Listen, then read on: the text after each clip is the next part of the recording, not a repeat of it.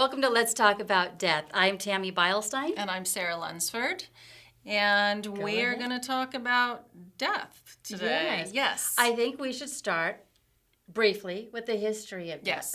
Yes. And which is dying quite a long in America. history. It is a long well, history. in America, it's a little more recent, about 200 years or so, right? Well, but everybody else, it's well, it's depending been happening on how you look at it, it could be, back to Adam and Eve and the apple. Yes, it's been happening forever. For as long as we can remember, and a lot of other people too.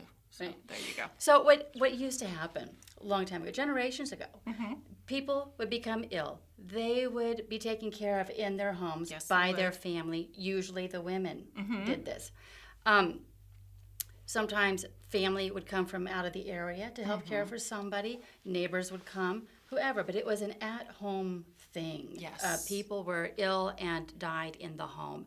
Around the time of the Civil War, there was a doctor named Thomas Holmes. And he invented embalming.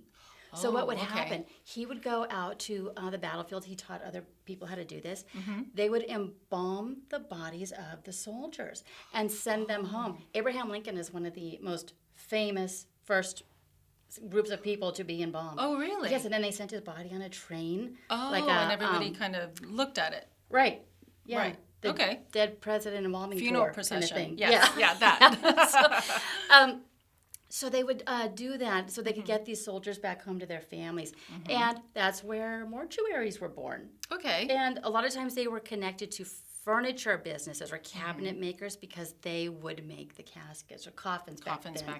Yeah, for the bodies. And somewhere along the line, I guess people just decided that maybe these morticians know better than they do on how to care for your loved ones. For the loved ones. Yeah, when they were going through that process. Right. What's interesting, though, is that they would die at home, but they would live at home as well. Yes. So it would be this whole sort of birth, go through your life, and then you die at home. So it's sort of this whole circle. Right.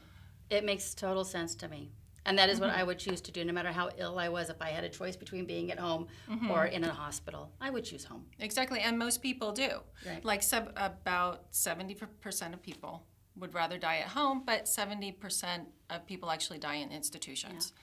So that's something to think about. Right. We will be talking about that. Yes, in future episodes of Let's Talk About Death. Yes. So join us soon. Thank you for joining us. Thank you. Yay.